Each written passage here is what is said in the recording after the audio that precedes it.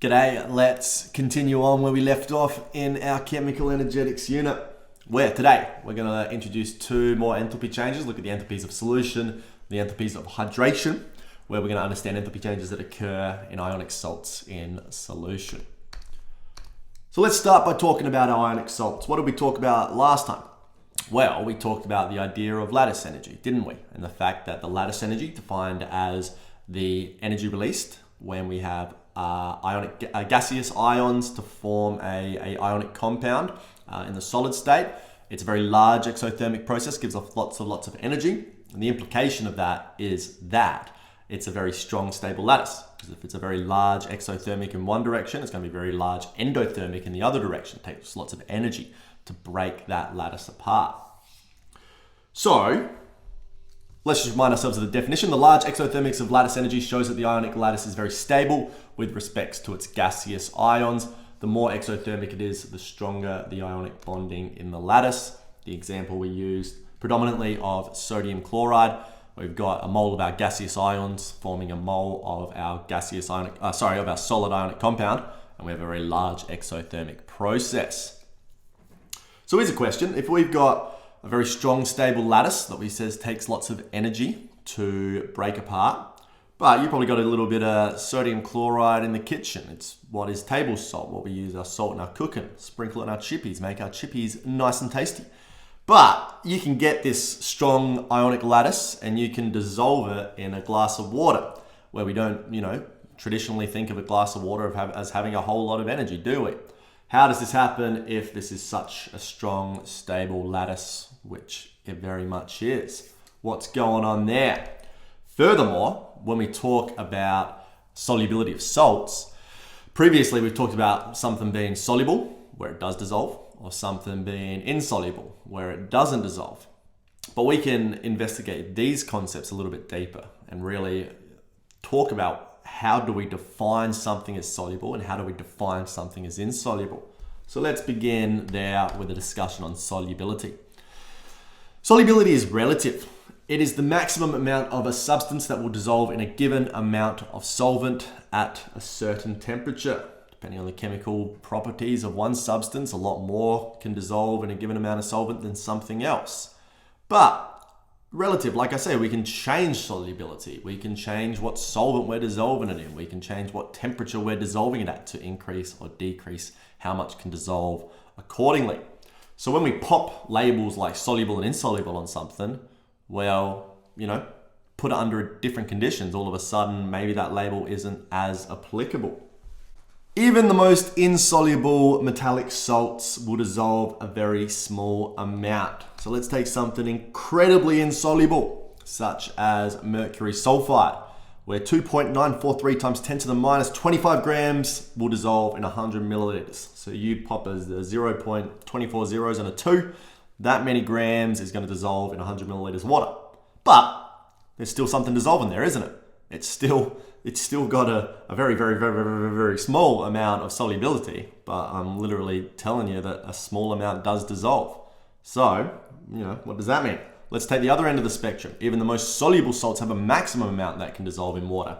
Something like cesium chloride, where, the same amount of water, 100 milliliters, you can dissolve 187 grams of cesium chloride into that 100 milliliters. But you pop 188 grams, you're going to have a gram that doesn't dissolve. This idea of a saturated solution, the maximum amount that can dissolve before no more can dissolve in a given volume.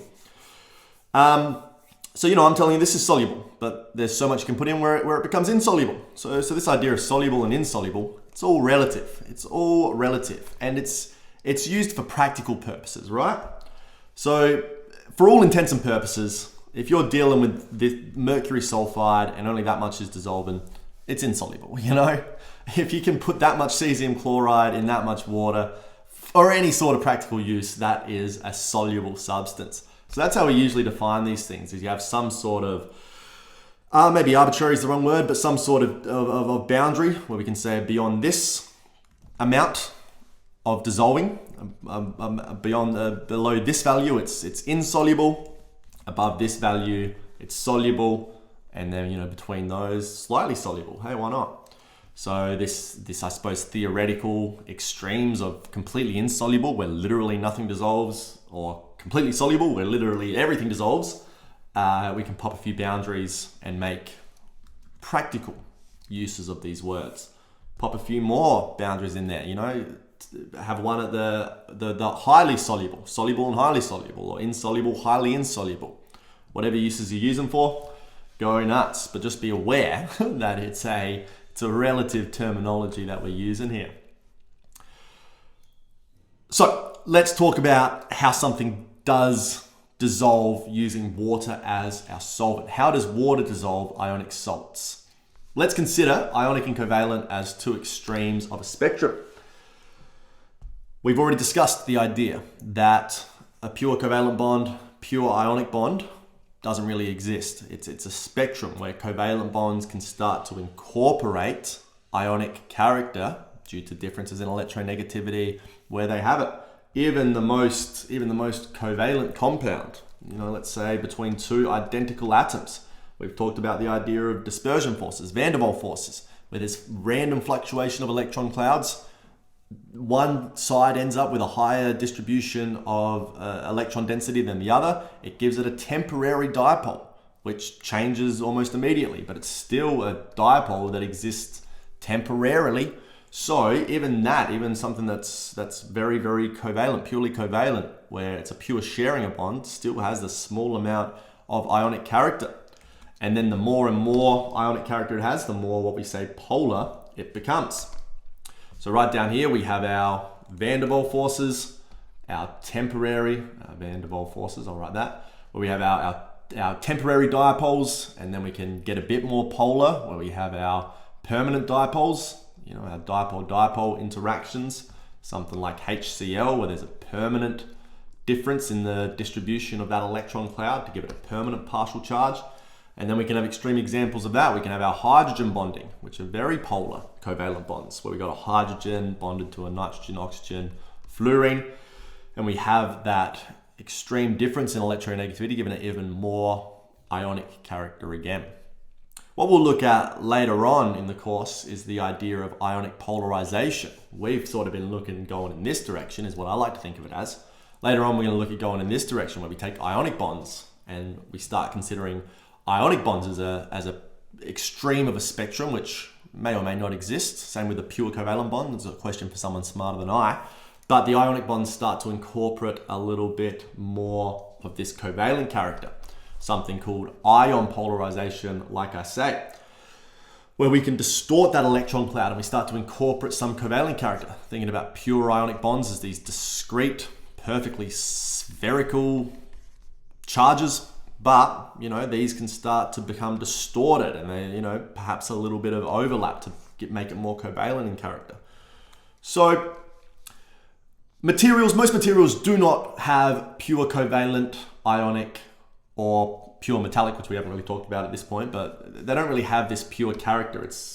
Real life's a lot more messy than that. There's a lot more overlap.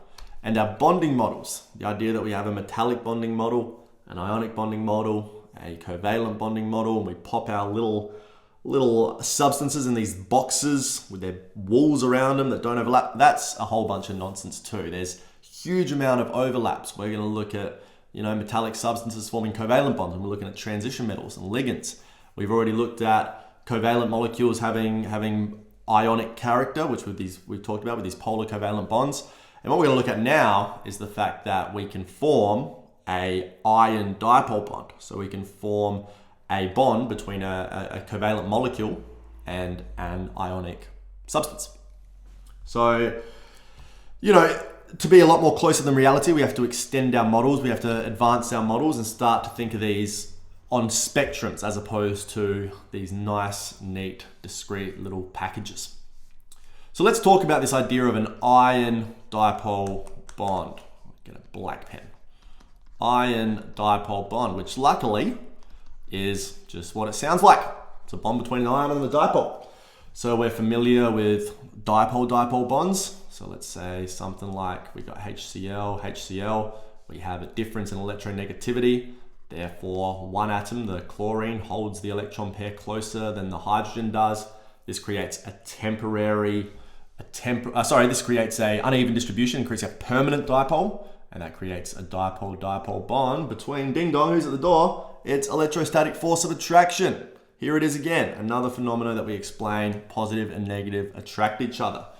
We have our ionic bonds that we've been looking at between, positive cations, negative anions, positive cations. Who is it? It's electrostatic force of attraction between positive and negative, creating a ionic bond. This is a charge, and this is a charge. So why not have, and I might use water as my example because that's what we're going to be looking at in a lot of depth today. We've got a delta positive and a delta negative there. What's to stop a negatively charged ion having a bond with a partially positive charge of that hydrogen on that water molecule? Well, absolutely nothing. It's electrostatic force of attraction once again. Same thing, we got the delta negative over here. Why would that not be attracted to a positive cation? Why not indeed? So different kinds of bond, dipole-dipole. So these are our weaker ones. These ones are between two partial charges, whereas our ionic bonds are between two complete charges. You think about that redox, that complete transfer of electrons. So these are going to be much stronger. Where our ion-dipole bonds, these are sitting in between. Stronger than the dipole-dipole because we do have a full charge, but weaker than the ionic because we do have a partial charge. This is how the water molecules disrupt that ionic lattice. We create bonds, we create ion-dipole bonds between the ions of the substance, of the ionic substance, and the dipoles of our water molecules. Nice one, nice little picky there to show that. Notice the delta negative oxygen atoms forming a bond with the positive cations, opposite charges, and the delta positive hydrogen atoms forming a bond with the chlorine, the chloride, opposite charges attracting each other. This segues us very nicely into two new enthalpy changes that we can introduce. So we've got the lattice energy, where we've got gaseous ions forming an ionic compound, very exothermic process. We've just talked about the idea to dissolve something, there needs to be an energy change to disrupt this lattice, right? So this is the enthalpy change of solution. ΔH, plimsoll, just showing standard conditions, SOL to show it's our solution enthalpy change. The enthalpy change when 1 mole of an ionic solid dissolves in water to give an infinitely dilute solution. We'll talk about what that means in just a second, but let's consider this as an equation. Use an old faithful sodium chloride as an example. So 1 mole of an ionic solid, that's our ionic solvent, dissolves in water, aqueous. So we've got the solid and the aqueous to give an infinitely dilute solution. So the sodium ions dissolved in the aqueous state. This idea of an infinitely dilute solution, or a very, very dilute solution, you might see it referred to as well. This means adding more water does not cause any further heat to be absorbed or released. So just infinitely diluted. That's why we're using, AQ as opposed to H2O, because it's just infinitely dilute. We have a endothermic process here. So this is telling us this requires energy. This requires 3.9 kilojoules per mole of energy to disrupt the sodium chloride. And the sodium chloride, the lattice, has that much energy. So where is this energy coming from to dissolve the sodium chloride? And this is our third important step, which is the hydration energy. What's the good old acronym? I'm very zoomed out here. I might zoom in a little bit so we got some more size on the screen. It is good old friend Bandomex. Bond breaking is an endothermic process. I left the O out. Bond making is an exothermic process. If we are creating ion-dipole bonds, we put our ionic substance in the water. The polar water molecules creates ion-dipole bond with the cation and the anion. We are doing what? We are making bonds. Therefore, this is an exothermic process. This is giving off energy. This can give off energy to overcome the ionic lattice. Bond making is an exothermic process. Energy is released when water solvates, surrounds the ions, and forms an a ion-dipole bond. So if we got our big old ionic lattice, which, bear with me, I'm just going to draw a bunch there. And then we've got all our water molecules come in, electrostatic force of attraction. We get the positive and negative all starting to attract with each other. What are we doing? We're creating a whole bunch of ion-dipole bonds between, the delta negative oxygen, the positive cation. In this instance, it's a sodium cation. If we think about sodium chloride, the delta positive hydrogen with the negative chloride. Whole bunch of bonds made. If we're making bonds, exothermic, a whole bunch of energy can be released. This is what we refer to as the enthalpy change of hydration. ΔH, ΔHsol, HyD for hydration. The enthalpy change when 1 mole of gaseous ions dissolve in sufficient water to give, again, that infinitely dilute solution. Just we're adding more water does not cause any more energy to be changed. So let's talk through this one with an equation. In fact, I got another equation which we can get up as well. So 1 mole of our gaseous ions. So we got 1 for the enthalpy change of hydration for the sodium ion, and then we got 1 for the chloride ion. 1 mole of the gaseous ions in sufficient water, so infinitely dilute, so just the AQ again, to give our ions dissolved in an aqueous solution. This is when we make those ion-dipole bonds. What can you see? Negative delta H, we have an exothermic process. We've got 3 enthalpy changes. Enthalpy change of our lattice energy, enthalpy change of solution, and our enthalpy changes of hydration. You might be able to predict what's coming. We're going to put all of these together in a enthalpy cycle. And why don't you give this a crack now? If you want to pause, I've got 3 enthalpy cycles. Why don't you try to create an enthalpy cycle linking the lattice energy, the delta H of solution, and the delta H of hydration, labeling each on your diagram. If you want to give that a pause, and then we can do it. Now, let's draw it together, and then I'll put the picture up. So, we have the following. We have our ions. Oh, I'm gonna go back to black. Ions in the gaseous state. So, Na plus Cl minus, forming an ionic solid. This is our lattice energy. So this is going to be the delta H lattice, in this instance, of our sodium chloride, which we had a value for just before. Then the other thing we introduced today is this idea of our ions in the aqueous solution, like that.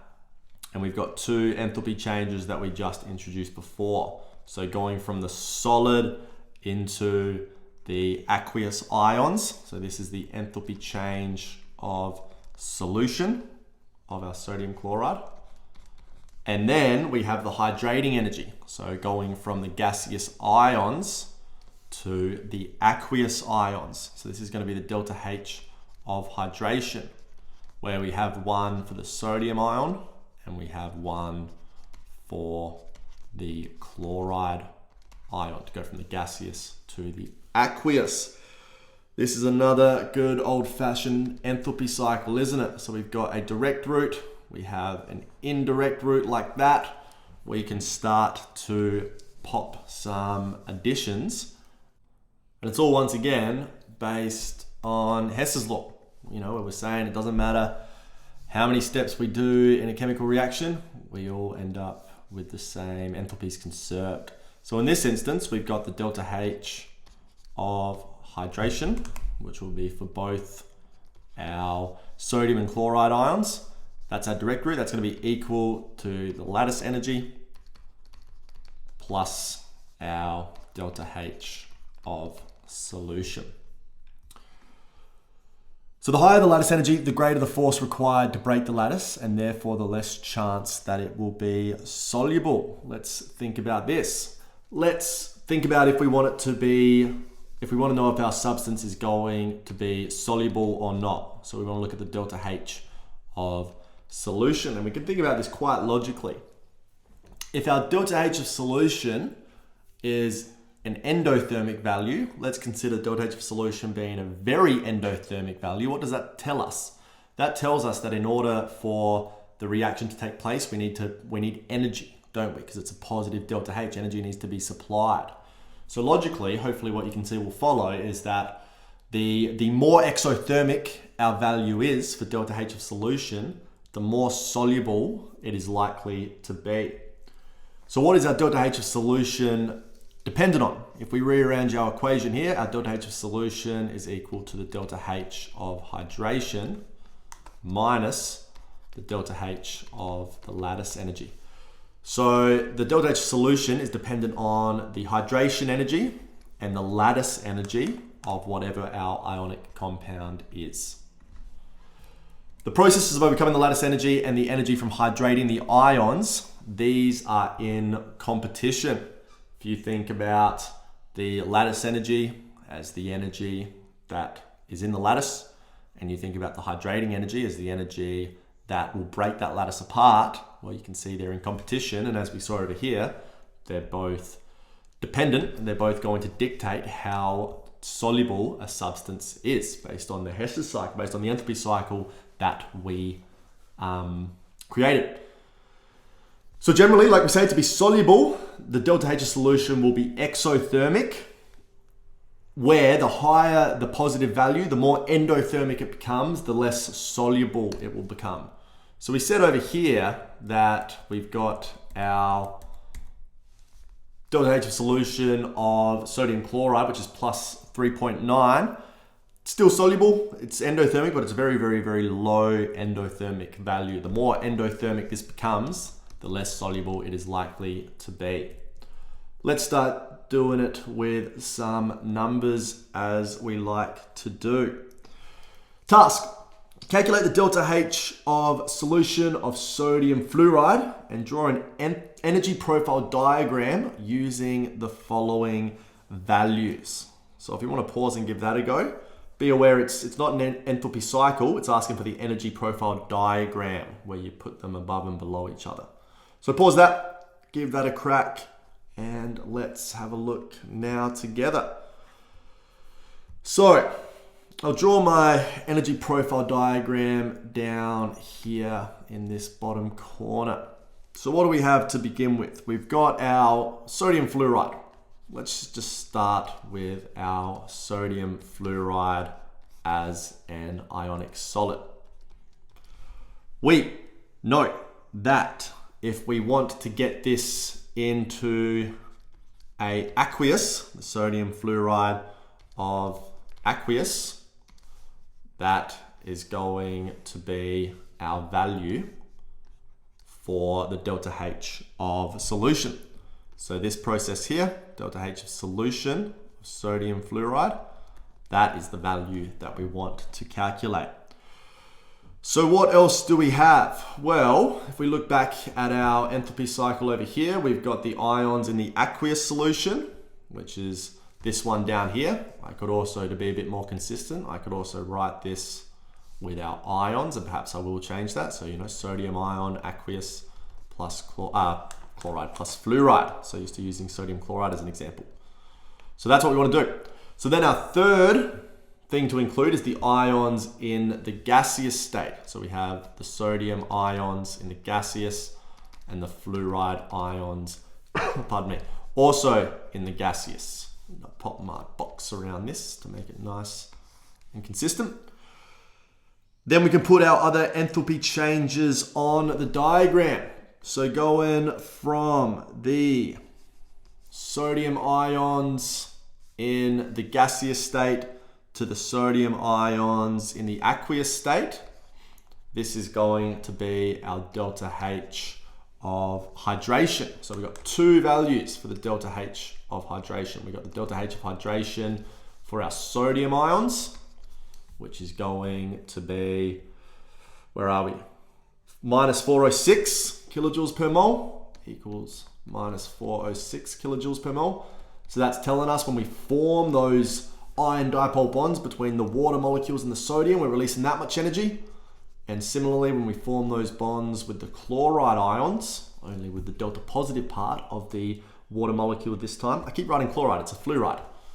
Of the fluoride ions, we release how much energy? Minus 506. Minus 506 there. So now our final value to pop in, we've got the ΔH solution, we've got our 2 ΔHs of hydration. The final one is the good old-fashioned ΔH of the lattice energy. So let's put that in here.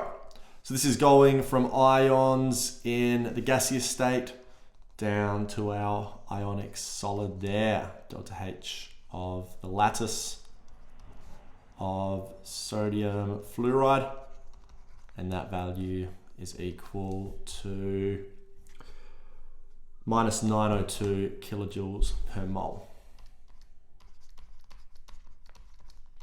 So there you go. So there's our energy level diagram. Now we want to calculate the ΔH of solution for this reaction. And what we can see here is going down here, our ΔH of hydrations is equal to, going down here, is equal to those two added together. ΔH of our lattice plus our ΔH of solution, which is, the same thing that we wrote up here. So then we can rearrange that to get the ΔH of solution, which is equal to the ΔH of hydration minus the ΔH of the lattice energy. So now we're just going to plug in some numbers, don't we? Our ΔH, I'm going to make it on this small amount of time. Our ΔH of hydration is these two, so it's going to be minus 406 plus minus 506 minus our ΔH of our lattice energy, which is minus 902. Oh, I don't like it when I run out of room. There we go. So then it's just a matter of plugging and playing. Like I was saying last time, lots of different signs. Make sure you got all your brackets going on. Make sure you've got all your signs working out, but you plug all that in, we get a value, I'm sure maybe many of you could have done that in your head actually, of minus 10 kilojoules per mole of energy for our value of the ΔH of solution of the sodium fluoride. So if we plug all that in over here, we can see indeed we have minus 10 kilojoules per mole as the ΔH of solution. And we can think about what this means for the solubility of sodium fluoride. We said that the more exothermic, the more soluble. So we've got an exothermic value, so we would expect this to be soluble. And we could say we would expect it to be more soluble than the sodium chloride, which had a small endothermic. This is a small exothermic value. Brilliant. Let's finish up today by looking at some data and looking at the factors that affect this hydration energy. Let's just remind ourselves the definition that we have for the hydration energy. So the enthalpy change of hydration, the enthalpy change when 1 mole of gaseous ions dissolve in sufficient water to give an infinitely dilute solution. So what affects this value? Let's start by looking at some trends in the solubility of our group 2 sulfates. I got beryllium sulfate down to barium sulfate there. And what you should be able to see is that our solubility is decreasing. We are getting less soluble as we go down the group. So the question becomes why? What are we changing as we go down these group 2 ions? We go from beryllium to magnesium to calcium to barium. They're all in group 2, so they're all 2+ ions. So we're not changing the charge. What are we changing? We are indeed changing the size, the ionic radius. Beryllium in group 2, we looked at something very similar with lattice energy, where as we go down, we're keeping the charge the same, but we're increasing the size of the ion, which is meaning that the charge density is less. So what have I written here? Solubility of the group 2 sulfates decreases as the radius of the metal ion increases. Let's have a think. What do we know? We know all sorts of stuff. We know ΔH of solution is equal to the ΔH of hydration minus the ΔH of the lattice energy. So these solubility values are being dictated by these two factors. Generally, to be soluble, we need the ΔH of hydration to be greater than the ΔH of the lattice energy. And we can think about this logically once again. The idea that, the lattice energy is the energy we need to overcome. That's the energy that's in the lattice. The hydration energy is the energy that we're generating when we're forming ion-dipole bonds between the ions and the waters. So it would make sense that to be soluble, we need to be generating more energy from those ion-dipole bonds to overcome the energy that is in the lattice. Therefore, breaking the lattice apart and dissolving it. So here's a little chart I made. What does it look like? What does it say? Hydration and lattice energy of the group 2 sulfates. So in blue here, I have the hydration energies for our group 2 sulfates. So I have this value in blue, and I have the lattice energies in red. These values here. We said that generally to be soluble, ΔH of hydration is greater than the ΔH of the lattice energy. And in fact, the ones that are soluble, this is what we observe, isn't it? So beryllium sulfate and magnesium sulfate are very soluble. And we see that the hydration energy is larger than the lattice energy. Hopefully you can agree with me there. A higher value for hydration energy than lattice energy. So these are quite soluble because of that reason. However, when we flip over to calcium and then furthermore onto barium, we see the opposite begin to take place. For calcium and barium, which are very insoluble, all of a sudden the lattice energy becomes higher than the hydration energy. And therefore, they become less soluble. So the trend, what is the trend that we're observing, which is very important? As we go down our group 2 sulfates, we see that the hydration energy is decreasing quicker than the lattice energy is. Why? ΔH of hydration is more exothermic when the ions are smaller with the same charge, or the ions have a greater charge with the same size due to greater charge distribution compared to size. So this is what we were just talking about, the idea that if you've got the same charge on smaller ions, you're gonna have a greater charge density. And if you've got a greater charge on ions that are the same size, you're also gonna have a greater charge density. So the greater that charge density, the stronger bonds it can make with those water molecules. Thus, the ΔH of hydration is more exothermic. Just a little note on my axes here. I've got the exothermic values. So just as the magnitude, just as the number of saying how exothermic it is, if you were wondering about my axes there, and then just the atomic number of our group 2s down the bottom. So we have the ΔH of hydration decreasing more rapidly down the group than our lattice energy is. And that point of calcium is where they overtake, was where the lattice energy overtakes the hydration energy. So we've got to understand why that is. If I draw a grossly emphasized trend line here, if you'll bear with me, but let's say the hydration energy is decreasing something like that. And then our lattice energy, which I'll do in pink to represent the red dot, is decreasing something like that. Like I said, I'll grossly overestimate my data there. But we can see this point from calcium, this is where the hydration energy is decreasing quicker. So the lattice energy becomes more exothermic than the hydration energy. And there's the point at which we go from being soluble to being insoluble. Why is the hydration energy decreasing more rapidly? Because this is more dependent on the cation, which is getting smaller, but the anion is remaining the same.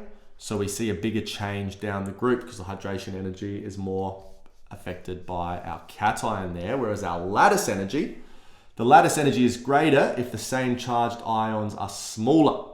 So see a decrease. But because our sulfate ion, which we're keeping constant, is so much larger than the group 2 ions and has a much bigger impact on our lattice energy value, we see a smaller decrease as the sulfate ion remains the same. So that is why our hydration energy is decreasing quicker than our lattice energy. Therefore, that's why we have such an interesting trend in our solubilities, where our solubilities decrease down those group 2 sulfates. And with that, we finished our lesson here, looking at the enthalpies of solution and hydration, where we have defined and used the term enthalpy change with reference to hydration and solution. We constructed and used an energy cycle involving enthalpy change of solution, lattice energy, and enthalpy change of hydration. We carried out calculations using this cycle and explained in qualitative terms the effect of ionic charge and of ionic radius on the numerical magnitude of an enthalpy change of hydration. Tasks for you to consolidate your understandings here. Pause, work through those one column at a time from the bottom to the top to really help reinforce all those concepts we've looked at today. Thank you very much. We'll finish up there with this lesson. Next time, we'll continue our chemical energetics, but looking at something a little bit different to what we have been, going into the concept of entropy. So I look forward to that then. See you later.